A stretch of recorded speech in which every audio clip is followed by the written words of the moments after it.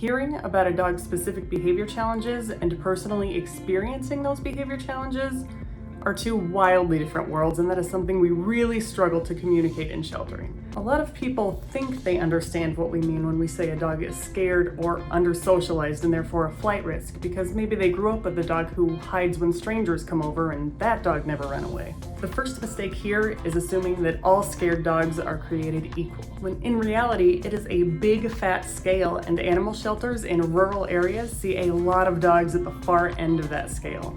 So if you've never had a dog themselves at the sight of you or do 30 consecutive backflips to avoid loading into a car, you will probably understandably underestimate what we mean when we say flight risk. So in the interest of circumventing that, let's discuss how to preemptively thwart your dog's escape.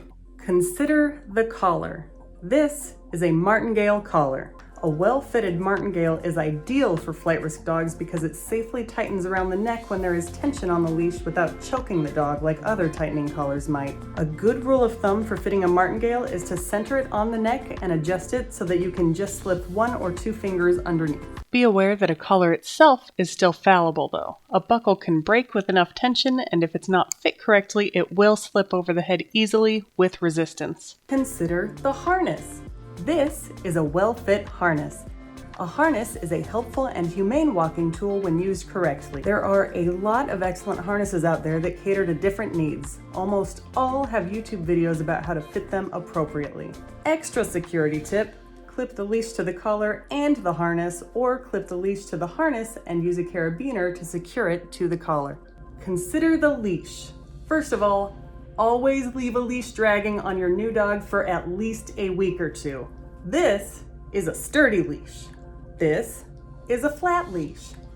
This is a retractable leash. Because it can break with too much tension, it is not recommended for flight risk dogs. Scared dogs on a long line are also much more likely to run into harm's way.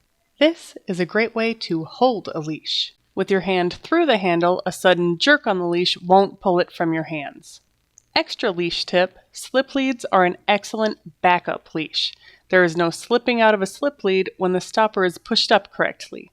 It's not comfortable and doesn't give the same control as a harness, so its primary function should just be as a safety net second leash. Consider transport. This is a secure dog. This is, well, it could have gone better. It's very common for dogs to escape vehicles even with vigilance, especially the first day of an adoption. If a crate's not going to fit in your '93 Toyota Corolla, try securing a chain or rope leash to the dog's martingale collar and a sturdy headrest. If you only have a flat leash, try closing the handle in the door so you can grab it before opening the door again. Consider your exits.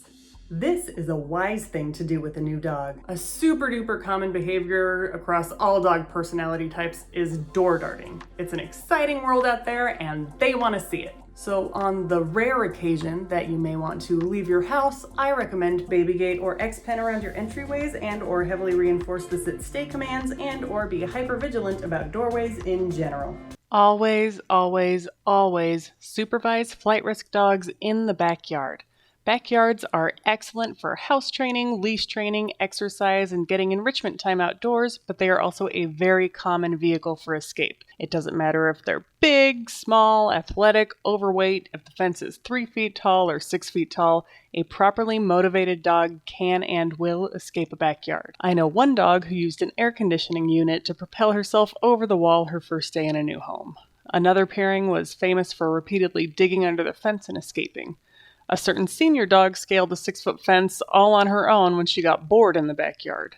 Another ran out the back gate after gardeners left it open. My own dog barreled through a wooden fence to freedom once.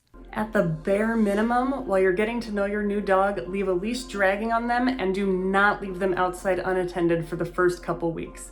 It is during this period that you are most likely to lose them. If your dog does escape, there are multiple types of tracking devices out there now to aid you in finding them again. From the Whistle 3 GPS collar to Apple AirTags, there's sure to be an option that fits your criteria. Fearful dogs are an extremely vulnerable population that may not realize you're doing them a solid for a while. We can't change the past, but something as simple as checking the fit on your dog's collar could change the future for them. Good luck, and thank you for giving a fearful dog a safe home.